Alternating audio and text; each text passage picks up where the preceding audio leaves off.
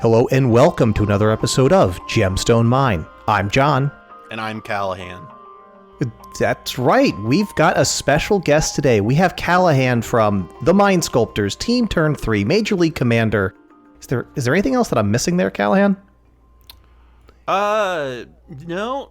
At the moment, no. But I'm always doing something, so that may not age perfectly, but at the moment, those are the three things. Yes, that is me, Callahan, the Mine Sculptor, as you might know me from Twitter. Well, Callahan, thank you very much for joining us today. The reason I was excited to talk to you is because you had a little hypothesis for how players can up their commander game with I guess I'll call it an unusual learning resource. Yeah. I'm really excited about this episode, and this is kind of like the first of a litany of discussions that I actually plan to have on this topic. So I'm actually really excited to have this discussion and like kind of debut it, so we're on your show, because I feel really strongly about this. Like, I'm really excited. All right. Well, I'm excited to hear it too. Why don't you hit us with it? Your groundbreaking theory, the grand unified theory of all politics in Commander. Where can we learn? So my hot take, in quotation marks, is that I feel like you can learn more about how to play the game of EDH, of Commander, better from watching a season of Survivor, the reality television show that's been on for 20 plus years, than you can from actually watching legacy gameplay or vintage and those sorts of things. And I don't mean this from a mechanics, how to play Magic standpoint. I mean this more from an overarching standpoint. Like, how do you play the game, and how do you approach your approach, I guess, to the game. All right. So Callahan, I have a confession to make. Okay. I am a red-blooded American. I've been living here all my life. I have never watched an episode of Survivor in all my 38 years. Tell me. It's okay. It's okay. In my 28 years, I have not watched it for, I would say, or for my 28 and a half years, I would say for about 28 and a quarter of it, I have never watched the show. Okay. So, I am a very new Survivor fan. So just some, I think the context is very important on how I got into it, because I think that really brings a lot of light to the whole, my passion for it. Okay. But so the first, basically how I got into it is this long diluted process of my wife kind of wearing me down over several years. My wife, loves reality television. She's really into The Bachelor, The Bachelorette, Big Brother, all that stuff. And, when we started dating, she got me to watch The Bachelor with her.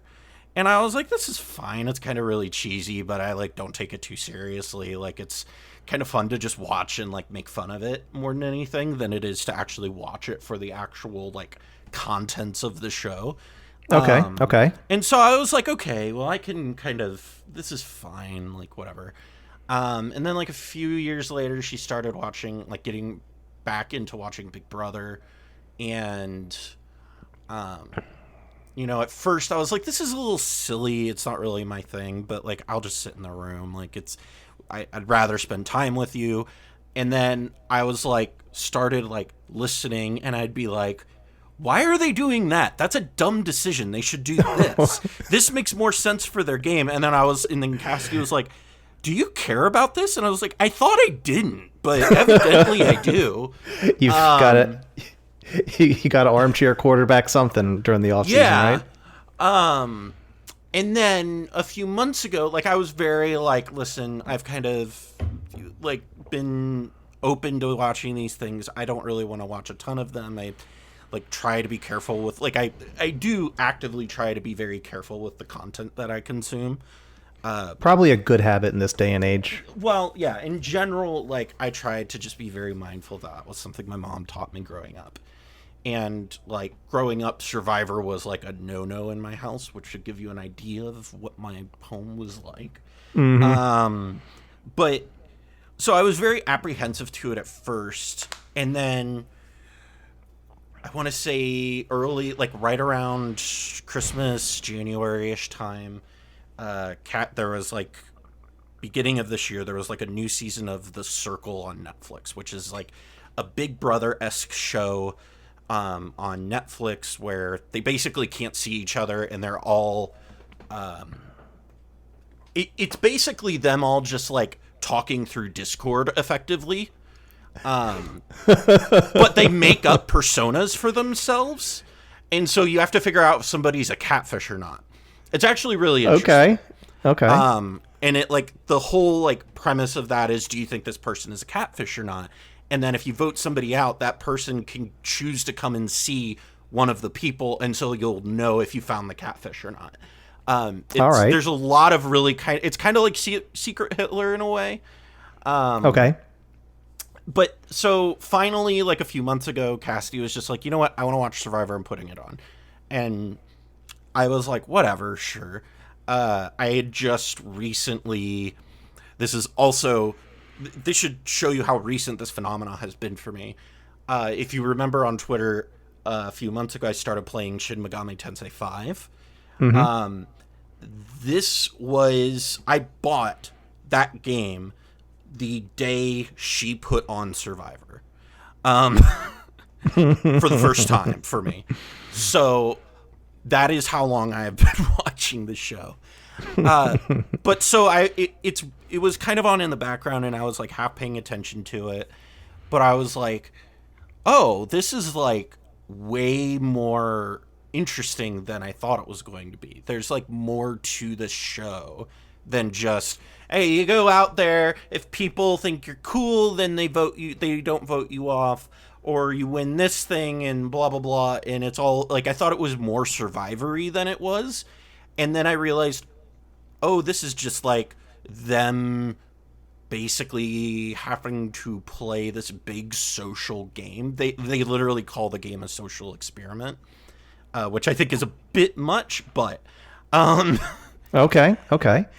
But that's what they refer to it as. And so the more that I started watching it, the more it like clicked for me, where I was like, oh, this is just the same way you talk to each other in a game of of Commander, where we all are ultimately going to, like, somebody's going to win the game eventually, but we make all these little sub-alliances and these things and that things. We make little deals and all these like ways of approaching the game. And then I started really paying attention to the show, and then all of these things just started to fall into place for me. So yeah, that's kind of my journey of getting here. I know that was like a 5-minute clip of me basically saying, yeah, my wife wore me down, and yeah, this is the show. So well, I think it'll be really helpful if we actually look at what is the structure of, I guess, an episode or a season of Survivor like, because you're saying there are some interesting parallels to look at, but yeah. I've never seen the show, so I don't know what to look for. So it's way simpler than you think it's going to be going in. You go in thinking it's going to be challenges, there's going to be all these things, because you come in with like a lot of preconceived notions, if that makes sense, of if you've ever seen a parody of what a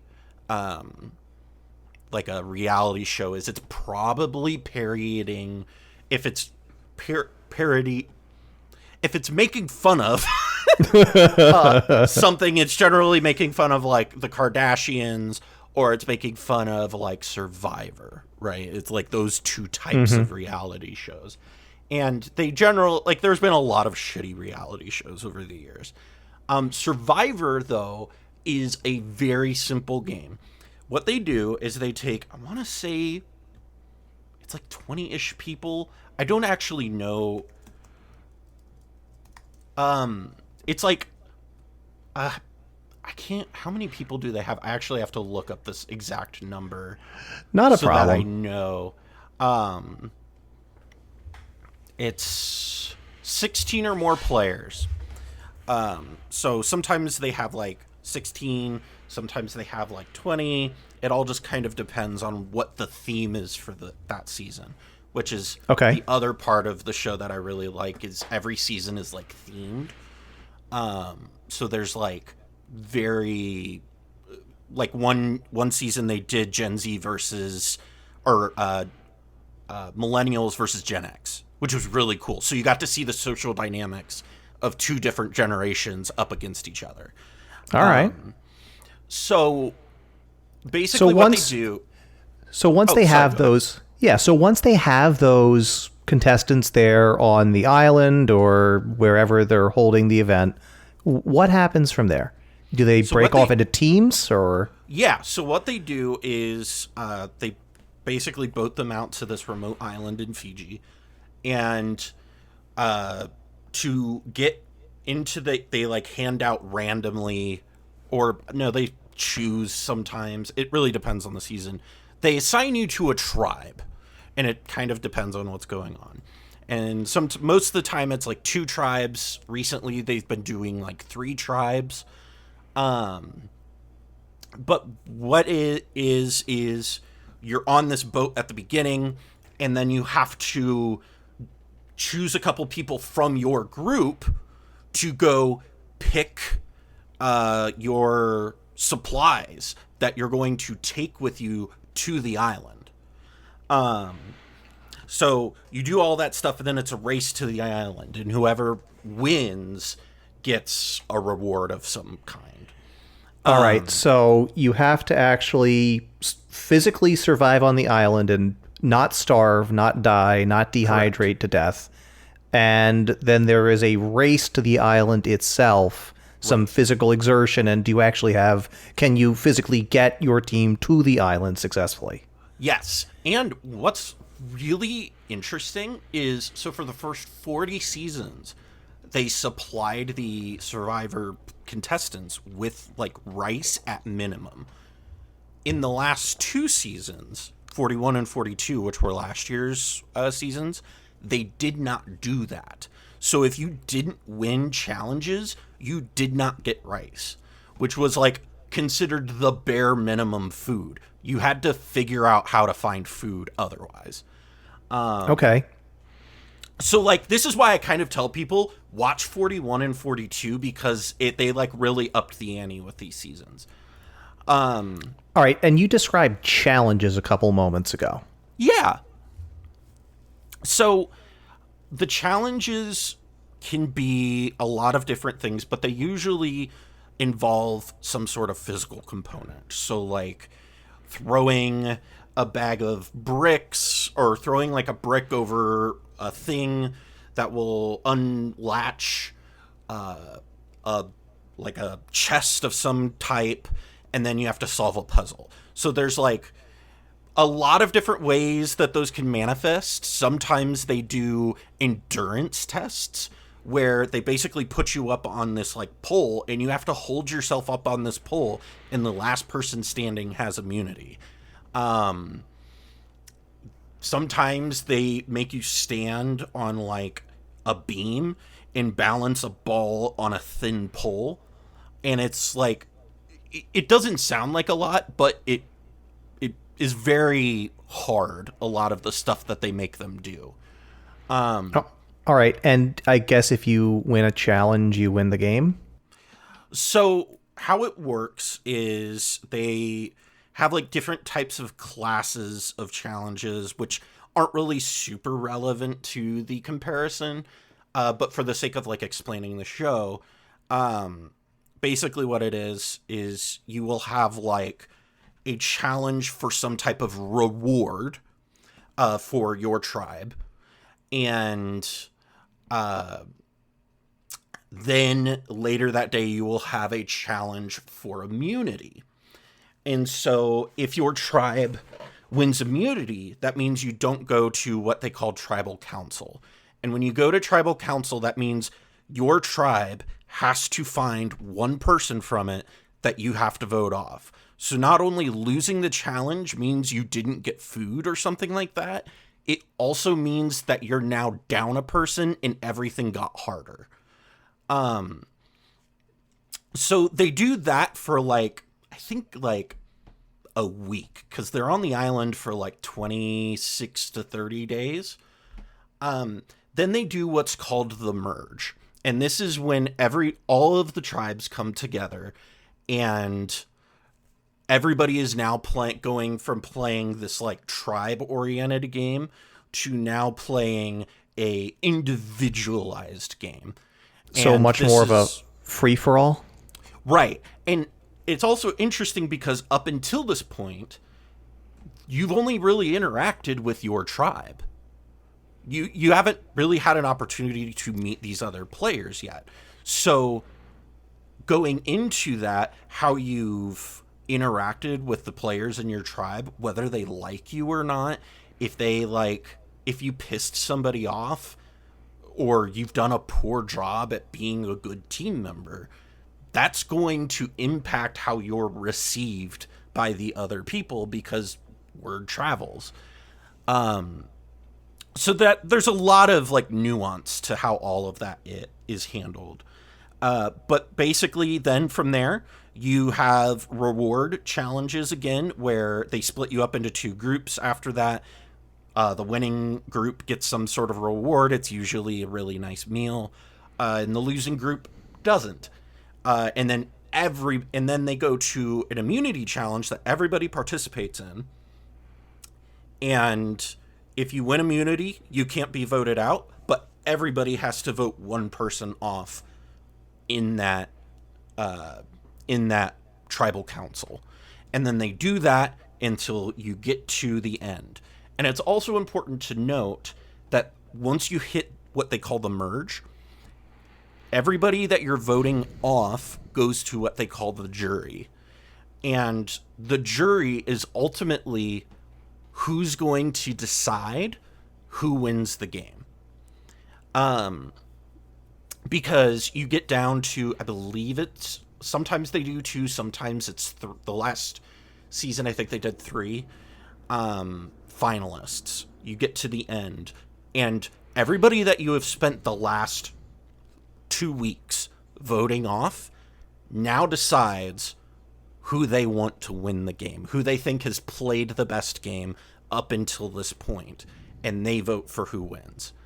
And so basically, with all that being said, there's like some obvious comparisons that you can make. Obviously, it's not a perfect example, but I think we can break it down into much more digestible like ways of looking at it that make it an easy way of translating it if you decide you want to watch a season of Survivor to learn more. All right.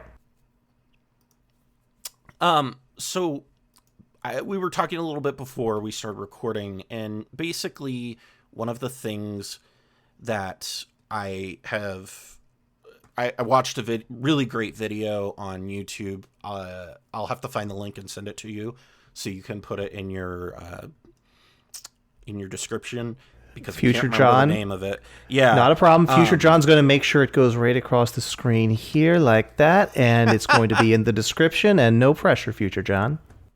But basically, the theory of this person is, and it's pretty well like established within the community, that there are 3 pillars to a successful way to win Survivor. And that is your physical ability to win challenges and, like, you know, survive in the wild. Because remember, you have the equipment you gathered at the beginning, the equipment that you have won in challenges, and that's it. You have to find food. You have to win food. That is huge. So that is literally playing the game to get what you need to make it to tomorrow.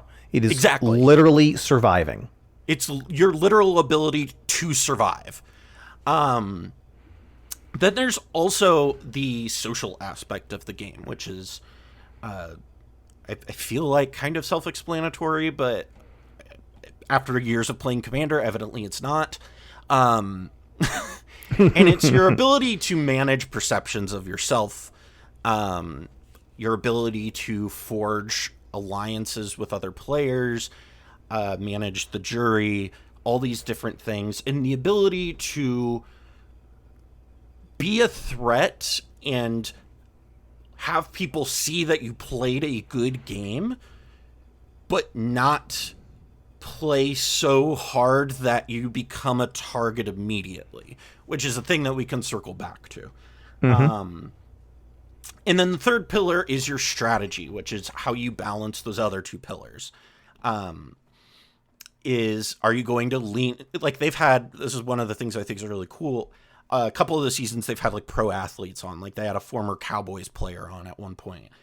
They've had NBA players on, come on that were like not well known, if that makes sense. And both of those guys were like, I know I can win these physical challenges. Like, I know that I can do this, but I'm going to make sure that I pick and choose where I am winning those challenges so that people don't perceive me as the comp beast who they have to get rid of, or else they're not going to get a chance to. Got it. And I think you could probably draw some pretty straight comparisons with Magic from that, right? Like, it seems like there are some definite comparisons which could be made, particularly in a 4-player free-for-all format like the one we enjoy. Yeah. So right there, why don't we just talk about that as our jumping off point, that whole idea of kind of managing your heat, the way that people assess you as the threat in the room. That seems like that is your strategy pillar there. How do you balance your perceptions and everything? Yeah, so everything so it's interesting because I know specifically within CEDH for a very long time, we've kind of had this we don't use politics like kind of attitude, which is just not like entirely accurate. False. Yeah. It's like very false. But it's this idea that we wanted to not like make these pacts and stuff like this. And CEDH is sans the social aspect. It's all about your skill as a player. And yes, it is about your skill as a player, but your skill as a player is beyond just the physical components of the game. So, there are a lot of people who when I got into CEDH, I lived back in Ohio. We didn't play any particularly super competitive meta. So we played it in a very like casual, we're here to have fun sort of way, but we really like to push the envelope. And then I moved to Lincoln, Nebraska. And what I found out when I moved here is, the Midwest has one of the most robust competitive Magic scenes of any part of the country. So I was dropped into like the second best Storm player in the country, behind Caleb Shearer, plays in my meta. So like I play with a lot of really good Magic players. And I kind of brought in CEDH with me, and they all were like, oh, that's cool. We love competitive Magic. And none of them wanted to politic at all. Like, if you try to politic, they would immediately come after you. Even if it was the wrong game decision. Okay. And it has taken like 3 or 4 years, I guess, basically my entirety here, for that community to kind of finally get.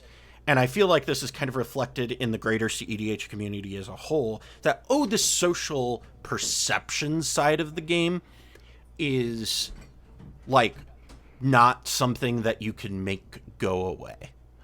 That seems absolutely true, because just taking a step back, if we were to say that even just the metagame of CEDH, even just your metagame of CEDH, if it were truly just the skill testing format, then shouldn't the most skilled person be winning 50, 60, 70% of the time in a format we would expect, all things being equal, them to be winning 25% of the time?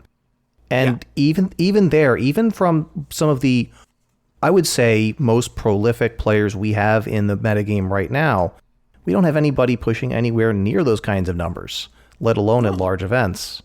Yeah, it's very difficult. And the ones that are really good at talking to the table. I don't know if you've ever played a game with Sick Robot, but Reed doesn't shut up during games. He is constantly talking to the table. And that is on purpose.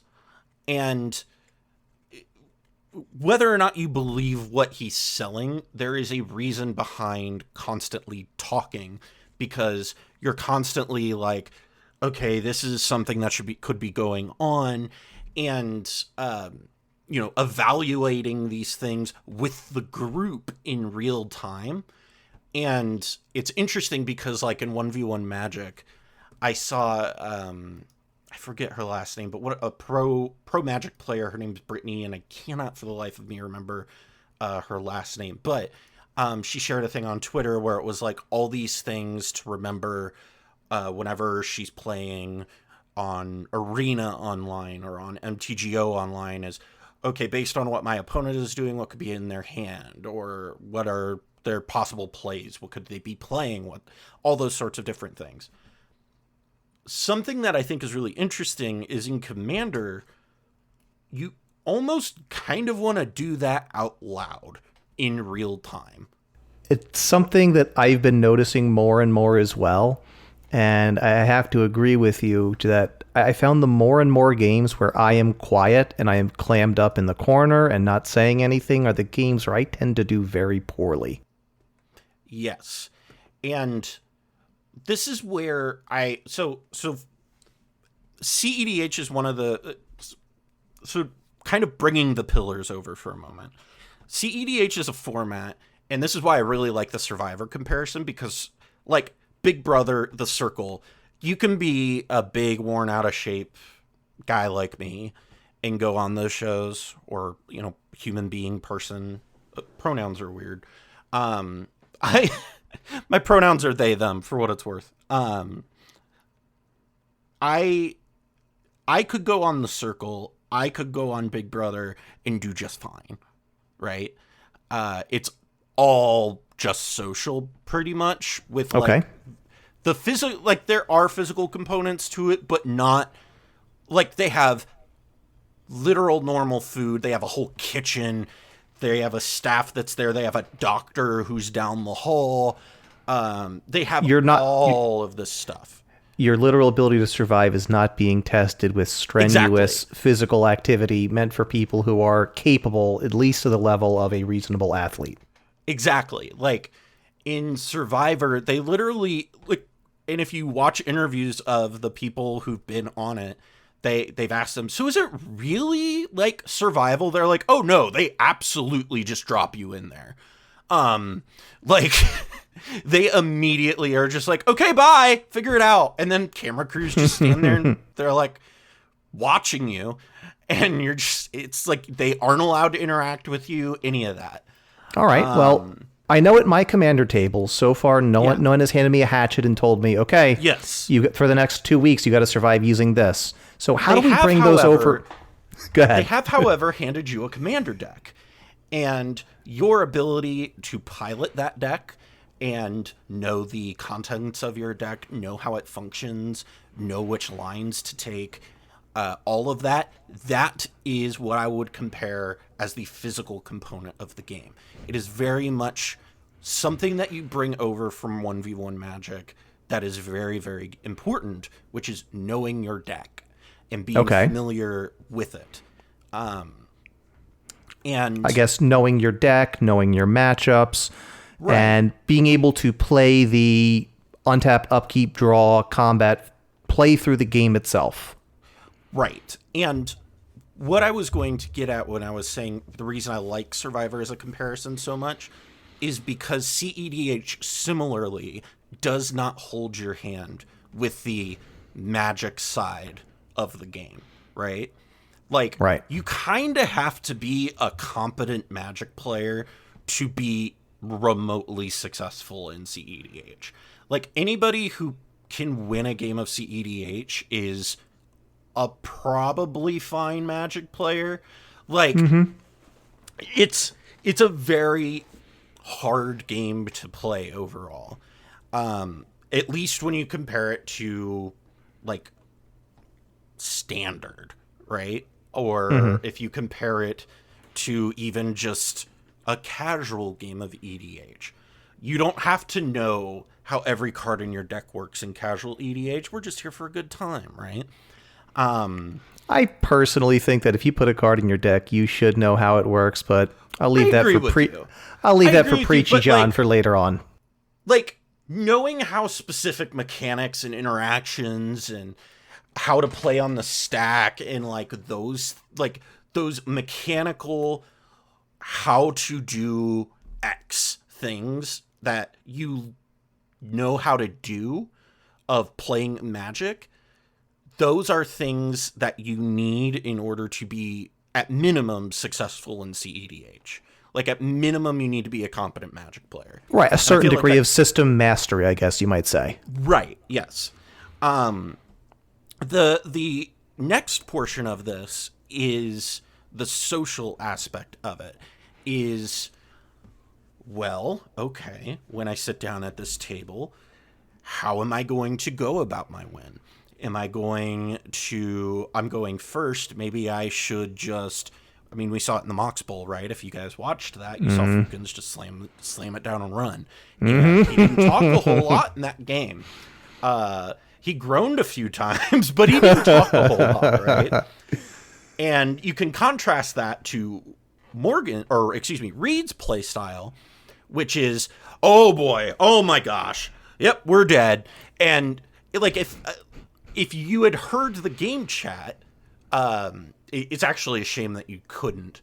You can hear James and Reed groaning, and you can just hear how those little social things that they do is very different, where it's just like, oh, we're dead. And it kind of gives the other players at this table, when the other blue deck at the table is like, I think we're dead, guys. That says I don't have anything in my hand, right? So there's that aspect of the game, which is, how am I going to talk to the table? How am I going to interact with my opponents? How am I going to, something's on the stack, we need to deal with this. Am I going to be straight up honest and be like, I can stop this, but if this happens, then I don't have anything for this. Are you going to manipulate and lie to your opponents so that you can win? That's also a way that you can play the game socially. Whether or not that is frowned upon or not is its own thing, but which is probably outside of our discussion for today. Yeah. But that's part of the social dynamic, and then there's the strategy, and this is where you really meld the two together. And it's, what commander am I choosing? How am I, because that says a lot, right? About how you, if I walk in with Rog Silas, you know what I'm doing. You know what type of game I'm playing. You know how I'm going to be approaching this game. There's zero question. I know what hands I can keep if I'm stuck in seat number 2 next to you. I know what hands I have to keep if I'm in seat number 4 across from you. Exactly. What deck you bring to the table. I mean, think of if you're playing against Lavinia, right? You see Lavinia line up across from you, because it wouldn't be a podcast with me if I didn't name drop Lavinia. He's got you, Phoenix. Yeah, it is my baby, even though I don't play it very often. Anyhow, if I line up against Lavinia and you're behind me in turn order, you should probably mulligan away your 0 mana rocks, because heads up, I'm going to be playing Lavinia on turn 1 every game. Like, every game. And it is amazing to me how people just don't look at that. What commander somebody's playing tells you a lot about the strategy that they're going to be playing. How are they going to talk to the table? How are they going to play their cards? But like if somebody sits down with Timna Thrasios, you're like, okay, well, they could be doing any number of things. I'm not exactly sure what this could be yet, but I have some ideas. And you kind of start to parse things out. Or if I sit down with Niv Mizzet, you know exactly what Niv Mizzet does, right? Like, Niv Mizzet Perun sits down across from you, you're like, cool, this never hits the table. I am finding Drannith. And that's part of the strategy. How you decide to deploy your resources in a way that, I mean, a great example is, I mean, how many times have you been in a counter war, right? And you have the answer, but you also know, here's a great, you also know the person in 4th, you're going 2nd, the person in 1st is trying to cast this huge impactful spell that you know is going to end your game for sure, and is probably not good for the rest of the table, but mostly you. You have a counter spell in hand. You also know the person in player seat 4 has one. Are you going to pass priority and let them deal with it? Well, you might if you decide to do a little bit of nudging and saying, "Hey, you gotta do something about this too." But I personally don't have Reed's Gift of Gab. Yeah. Well, here's a beautiful comparison to this. On the Game of Survivor, they have these things called immunity idols. And that means they're hidden throughout the island. So what an immunity idol is it does exactly what you think it does. It means you're immune from getting voted off the island. So any votes cast against you don't count. However, you have to use it before the votes are read. So if you suspect you're about to get voted off, you can use your immunity idol. You can also use it to defend one of your fellow members of your tribe. And you can tell them, like, hey, or somebody who's in your alliance, right? Hey, I have this immunity idol. If the vote is for you, don't worry, I got you. You can play it for somebody else. And if you know somebody else has an immunity idol, and they are like, yeah, I'll use it to defend you. Don't worry about it. If you're the target and you already have one, I can just slip this back in my pocket and sit on this, right? This is sounding suspiciously like a certain class of blue cards. Yeah. So there's things like that where, again, like, obviously, like, it's not a perfect comparison, but I think there's the nuances of the games, I think, come through really well, is kind of what I'm getting at in a very broad sense. And just for the folks listening at home, I actually have a point in my notes here where I said it's not like someone in Survivor can throw down a counter spell when another player tries something suspect anyway. And I just learned that's not the case. So it's not the case. It's not just a framing device that I haven't seen any Survivor. I've literally not seen any Survivor. And the funny thing is in some seasons they have not immunity idols, but you get an advantage. An advantage lets you steal somebody's immunity idol, or like opposition agent, or they had one season they had an idol nullifier. So if somebody plays their idol and you want them gone and you have the idol nullifier. This happened on season 37. It's one of the most iconic things that's ever happened in the show. It was gorgeous. They completely blindsided this guy, and it was the most beautiful. This guy literally, it was the David versus Goliath season.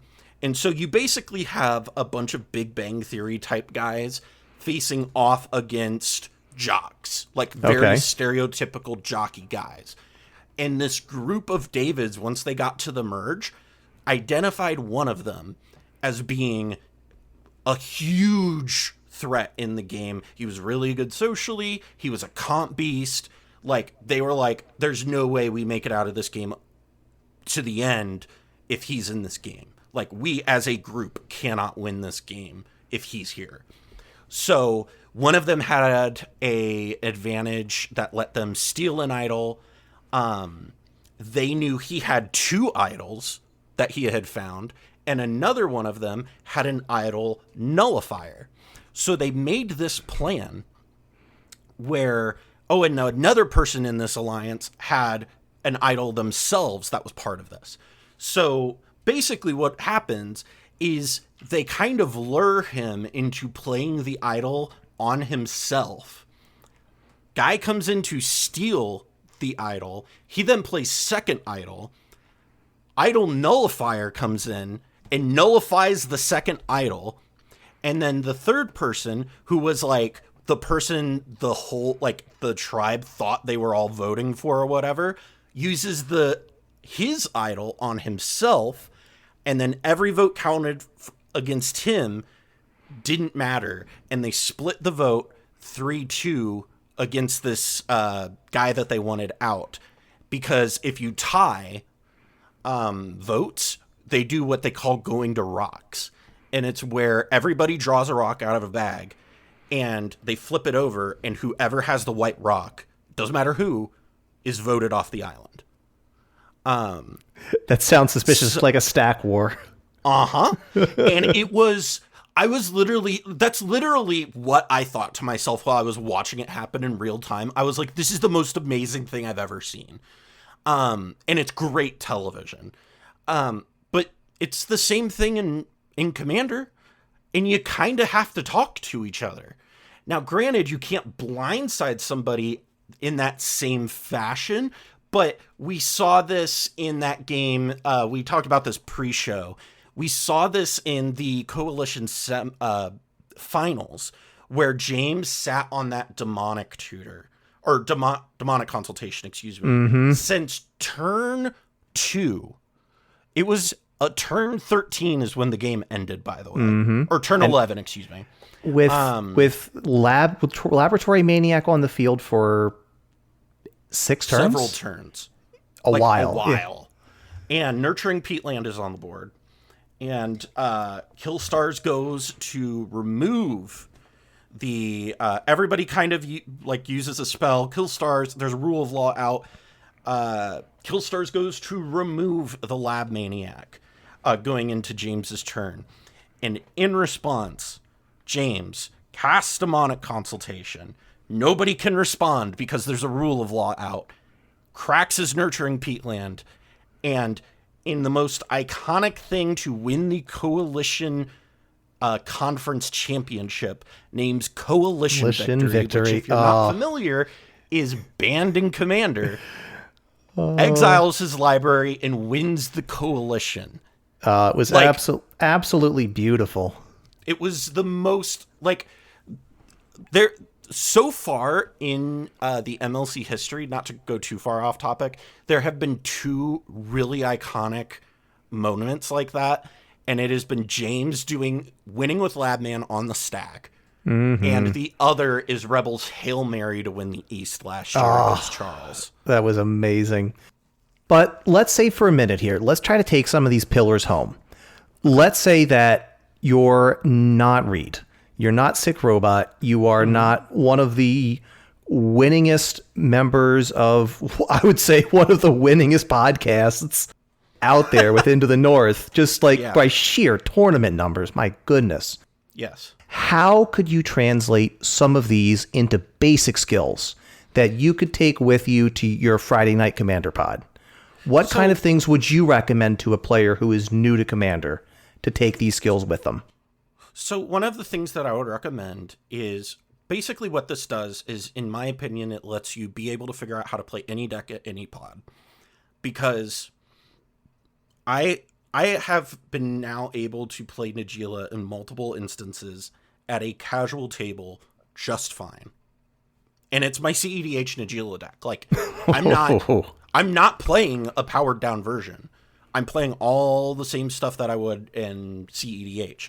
The difference is I pick and choose how I begin the game. If I have a Jewel Lotus, maybe I don't play that on turn one. Maybe I wait a little bit to use my resources. Maybe I wait a little bit until other people have kind of started doing stuff to start really advancing my board state. Maybe I don't interact with everybody and I just pick and choose where I do stuff. And if you are able to just hold back a little bit, you can play any deck at any table. Like, to a degree. I don't think that translates in the opposite direction, to be fair. But I think it's really important for CEDH players who maybe are budget conscious, can only afford one deck, or don't have the ability to proxy or something like that, where the ability to like pick and choose your spots. They kind of talk about that in sports, right? With like LeBron James. It's like one of his most iconic things is, you know, when LeBron turns it on, because you see him immediately go from like, oh, he's kind of just going up and down the court, he hasn't really done anything, to, you cannot stop him, get out of his way, you're going to get posted on. It's like, I mean, we've seen that, right? Where LeBron just takes a game over, and then all of a sudden they won the game. And what you're arguing is that you can actually use some of those social skills and, dare I say, empathy to kind of go, okay, this is not the game for a turn one Najeela. Let's hold back. Let's just play out of Soul Ring on turn one. Or not even that. Yeah. Like, there are some pods that might not be well received. You have to feel out your pod, right? And if you play like, if you feel like you're in a pod, or if you don't know how your pod is going to be, just play a land pass and then see what happens. Okay. Like, feel out, like, take a few turns to feel out the table. Casual games go really long. You have time, right? So just play a land pass, see what happens, kind of try and match their pace, is basically what I would argue. Got it. And so, like, if you aren't sure what the pace is going to be, just play a land and pass and then feel it out. Okay. Now, what would you tell somebody then if they wanted to take these same pillars and go from, all right, I've had a lot of fun playing at some casual tables, but now I really do. I want to play to win. I'd like to try out some CEDH, but I'm still not at read levels of being able to make the puppets dance for me. Right. I think there is a portion of this where you need to be able, one of the things that you kind of have to learn how to do is communicate with the table. I've said this, I talked about this on our episode with when James came on, the Mind Sculptors, and we did the metagame project rundown. As I said this on there, and I briefly touched on this whole Survivor thing in that episode, but is that you have to be communicative in Commander, because there's 4 people at the table. In 1v1, I can just throw stuff onto the table and I don't need to talk to you for you to know what's going on. I can literally put a spell down, point, and you know what's going on. So you need to, though, talk. Like, you have to talk to your opponents. So, like, if somebody starts doing something, be like, you know, if somebody starts to go into their winning turn, you're like, hey, I think we should keep an eye on the Orvar deck. This is one of the things and this is kind of something that I've taught my local meta, I feel like, over the years. Here's a really good example. There is a person in our local meta who plays Kinnan. All right. And you know what Kinnan does. I know what Kinnan does, but not everybody is super familiar with Kinnan.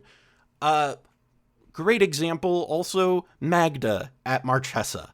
People just wrote the deck off, and unless you sat there and went, you cannot don't do that. You don't forget Kinnan can go off. Don't forget Kinnan can go off. Don't forget Magda can just win on the stack. Don't forget Magda can just win on the stack. Like, you have to be communicating these things. So this guy in our meta, though, plays Kinnan, and he's a smart guy, and he kind of plays up that he's stupid. So he'll like come in and be like, gosh, what does that do? I don't know. Let me see. I think, gosh. And like, he kind of acts dumb, which is a strategy. Okay. And he won our league last year or last season with Kinnan. And I literally had people coming up to me and they're like, you're right. I should have just killed the Kinnan. I was like, yes, it's the same thing with Kirk, right? Like, we talked about this pre-show. A great example of this is Kirk sits down at the table. You and 2 other decks sit down at the table, and you all see Kirk. You should be having conversations immediately with your opponents of, all right, where do we want to choose to interact with the Kirk deck? We have to do it before X point. We gotta all be on the same page of, we aren't letting this happen. We aren't letting this happen. You need to talk. I mean, look at Ken's win, right? How long did they have that silence in that turn? All right. So I was actually on the treadmill. So I think I actually have the timing with this. And I think it was at least, 24 minutes before the match was actually over? I mean, it was an hour turn. Like, no shit. The start of Ken's turn, I think, started at 7:03 and it ended at 8:06. Yeah. Like, it was an hour turn. So, they had the silence that could have stopped the whole thing for a while. But they didn't talk. And it's very different. Think about, and I've said this to Charles. Charles, when he went to Marchesa, he played very well. Extremely well. Extremely well. He played flawlessly. But one of the things he did in that tournament was he pick and chose where he talked. And he would only remind people, because he was playing stacks, right? He would only remind people when things, hey, don't draw that. There's this here. That's countered. There's Chalice on one. He would do those things.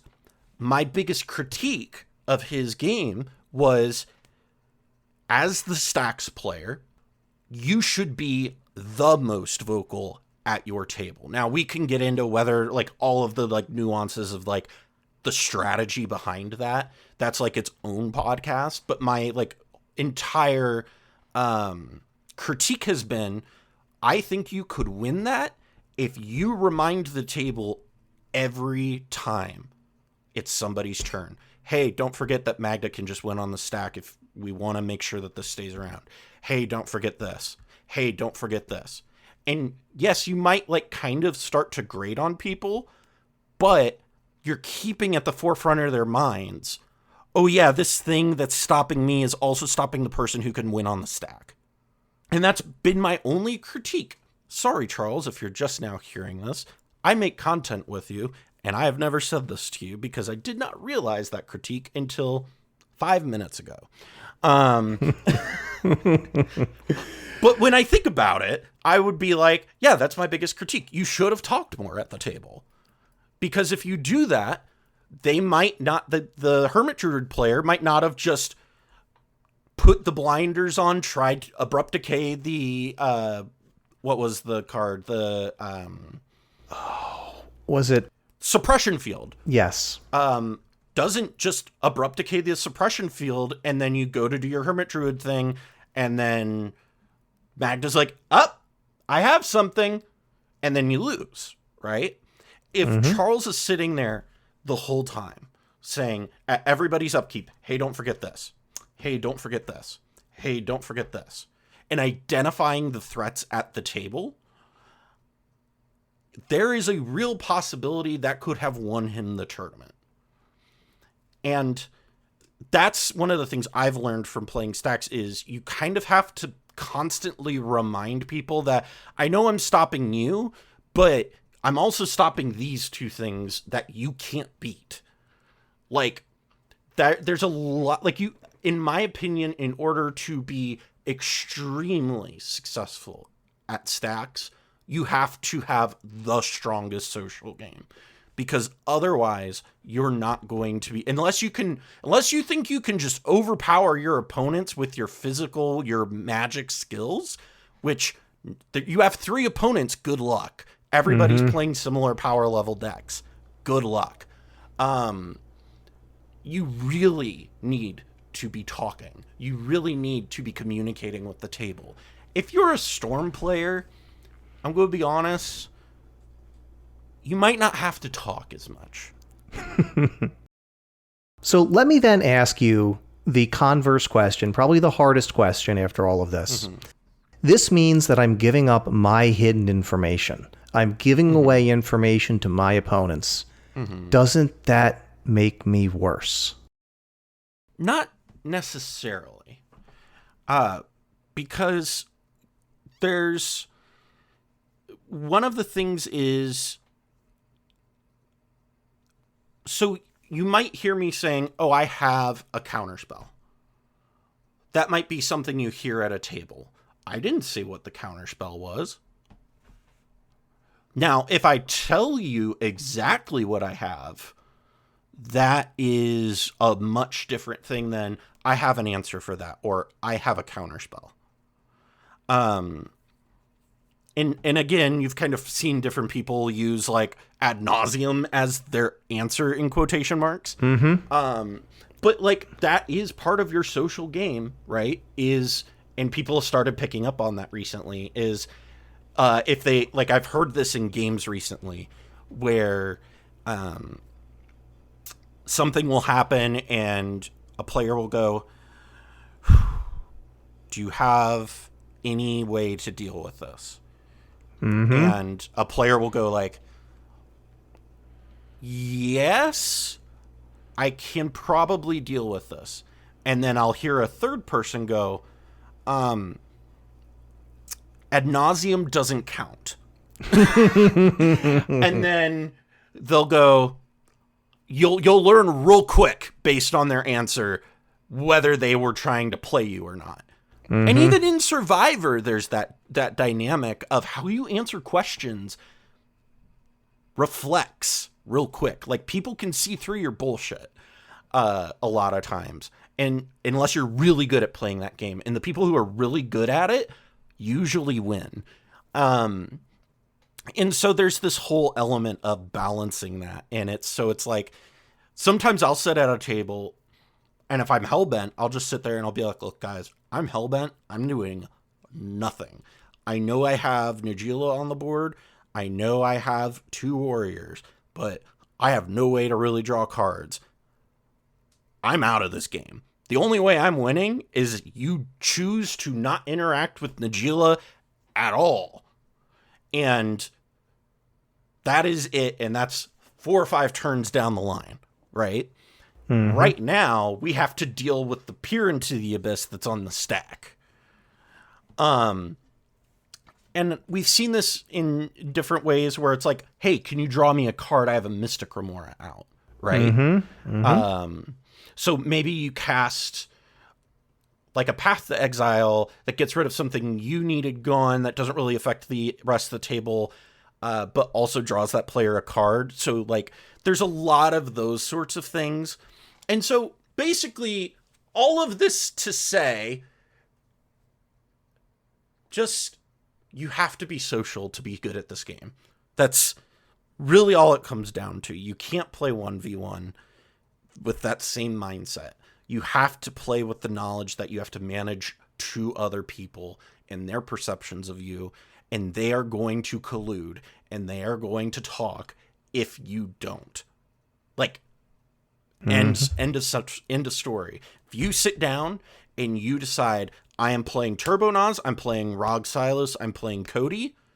You have made a decision that you are playing arch enemy. Mm-hmm. Like, and that's fine. And you can play that game. Even at casual tables, you're going to see it. Someone's going to sit down. Well, this is just my Jund Dragons deck, and I just happen to like Corvold best, and may very well be the case. But you chose Corvold when you sat down. There's going to be certain expectations with it, and yeah, that's part of your strategy pillar. Well, think about some of the decks that I have played in the past with a reasonable amount of success. I played Kotori and had success. Why? Does Kotori herself do anything particularly powerful? I mean, kinda. But it's really the fact that my commander sits down and you just go, oh, you're just doing vehicle stuff, whatever. Like, and then you get slapped in the face by Parhelion, right? I've lost to that. I've lost literally just the precon out of the box multiple times. Yes, the precon is absurdly strong. It might be one of the, if not the most powerful commander decks ever printed. But I like, it's this idea of every choice you make in a game is a social choice. How you talk to people, if you pay the one, right, for the heuristic study. I would even argue how a message. Even how you pay the one sends a message. Yeah. If you sit there and hem and haw and go, oh, I really don't want to give you that card. I got to do this. I got 3 other things I got to do this turn. And versus not paying the one, continuing my turn, head down. They're very, very different signals you're sending to the table. Yes. Or if you just immediately go, and I'm paying the one. You've told the table, I'm playing this way. I mean, that happened to me the other night. I had the most bananas opening hand, like the most bananas start that I've ever seen. Like, I literally had opening hand, Thassa's Oracle, Kiki-Jiki, way to get Kiki-Jiki onto the battlefield without actually casting it, and a turn 1 Rhystic Study. Oh, I was going first. I also had an Esper Sentinel in hand. Oh, God. So I went land, crypt, Rhystic Study, pass. Everybody got fed a couple cards, maybe one, I think, because it was just kind of what it was. But 2 players just land past. And then 1 player played a Soul Ring, and that was it. And then I played Esper Sentinel Sylvan Library, and everybody went, ugh. I never drew a card from the Rhystic Study the rest of the game. But it was great. It was a tax. Yep. And they had to decide, do I want to give you a card? And very different type of tax, too, than Thalia. Because they can just choose not to pay it. That's fine. But the difference with, like, a taxing effect like Thalia is people see that and then adjust, if that makes sense. Absolutely. People don't see Rhystic Study and then change their game plan. They see Rhystic Study and go, can I win through this? Right? They don't go, how do I win by paying through this? And that's very interesting. And you'll see some tables will adjust, some won't, and all of that stuff. But anyway, I could talk about this for hours. Well, why don't I ask then one final question? Are there other TV shows, styles of games you might suggest as places to kind of hone these skills without necessarily needing to watch 42 episodes of reality television? Yeah. If you, I mean, honestly, really great entry points. If you really want to watch Survivor, I would say start with season 41 and 42. Those are the 2 most recent. Okay. And they kind of break the whole thing down in a very digestible way. They're also shorter seasons because of the pandemic filming. So I feel like they're really great jumping off points if you're not super invested, because they really shook up the formula. So it kind of does a really good job of, like, getting you into it. Okay. Another good show, it's also been on forever, is Big Brother. Big Brother is like on 3 times a week, and it goes across the whole summer. So it's like kind of like the MLC in that sense. Like, it's a very long game. Okay. So you could watch that if you really want to. It's kind of hard to get into if you haven't watched it before, though. That's kind of my biggest thing with Big Brother, is it takes a while to figure out. Whereas Survivor's pre-recorded, you can just binge watch a season. They're like 10 episodes and get through it. The other show that you can watch that only has 2 seasons, maybe it's 3, I don't know necessarily. But I referenced it earlier. It's the Netflix show The Circle. And if you want to see the social game, and it's literally just the social game. The Circle is really great because it's literally, what avatar do I pick? What emojis do I use in this text message that I'm sending? Like, how do I play this role? Like, some 40-year-old boomer guy will come in and be like, all right, I'm going to play a 19-year-old girl who's right in college. And there will be people who are like, not buying it. You aren't talking like somebody who's a Gen Z. Like, they can see through it. And there's all of those choices. Some people play as themselves. Some people play as their brother or their sister or their mom. Like, it's really interesting. In how they kind of choose to play a part. So The Circle is really good. Also, if you remember at the beginning of the pandemic, there was this little indie game that came out called Among Us. Okay, that's a pretty good choice too. Among Us is, I think you had brought it up in the pre-show, but honestly, Among Us is actually also a really good place to learn how to do that, because it's, I don't know, I was over here with this person, right? Mm-hmm. I saw Lydia heading towards the electric room just before the lights went out.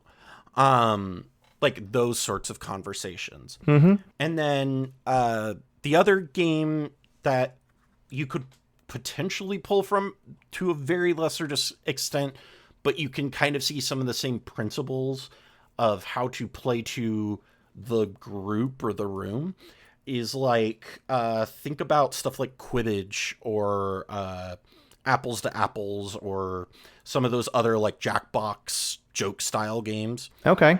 Where people have to vote on what the best joke is or whatever. Right.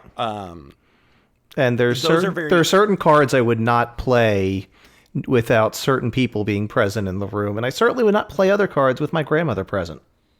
Well, yeah, I mean, and even the decision between are we going to play Apples to Apples, or are we playing Cards Against Humanity? Because right? And so, all these multiplayer games have this social dynamic to them, and the casual side of Commander has figured it out, kind of.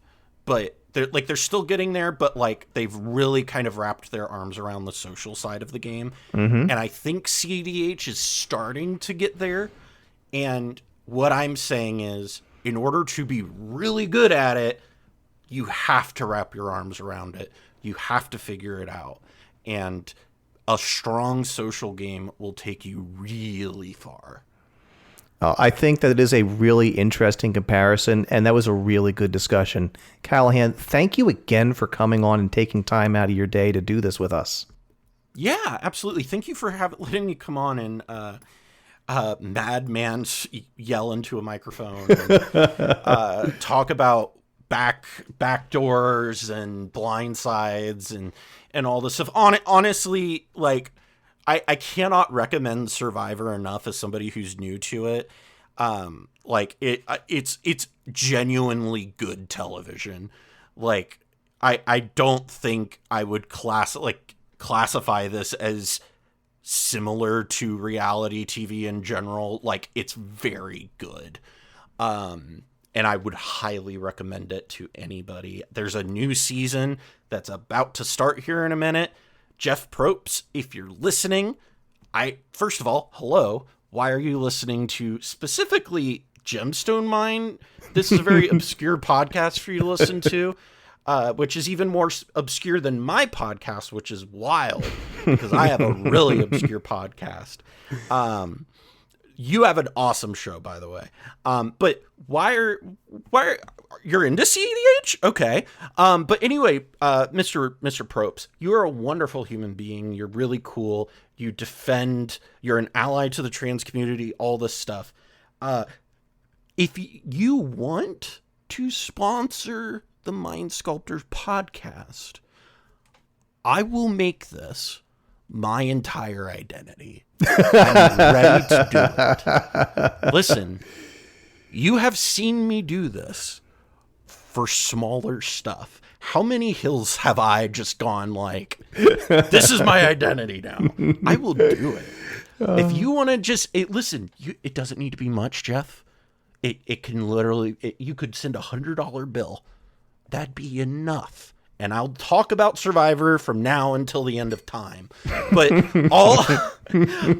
but genuinely though, it's a great show. It's an amazing host. Jeff Probst is amazing. The show's really cool. If I could, I'm too autistic to go on that show and function, but like, I have too many sensory issues alone, not to mention the fact that I couldn't survive like in those conditions. Like they are given one pair of underwear and that's all they wear the entire time. Like it is wild. Like people, like they'll tell them they're going to this interview and then they'll surprise them. People have shown up to this island in sport coats, in like a suit. Literally, Cassidy and I are like, they have to be tricking them for some of them to show up in what they're dressed in. Because why are you wearing a suit? You're going to Survivor. Hey. Sometimes what you wear is more important than what you say. I know that we need to end the show, but I have to tell you, in season 37, which was David versus Goliath, one of the guys, he was a lawyer, really nice player. I liked him, but he came in a suit. He's not the first to do it. He won't be the last to do it. But usually the suit at some point gets discarded, right? Because it stops being functional. Well, evidently, for season 37, it was, like, exceptionally cold when they filmed it, and it rained more than usual, so they were wet and cold, so the only thing he had to keep himself warm was his sport coat. So he's out there, surviving in the wilderness of Fiji in a sport coat.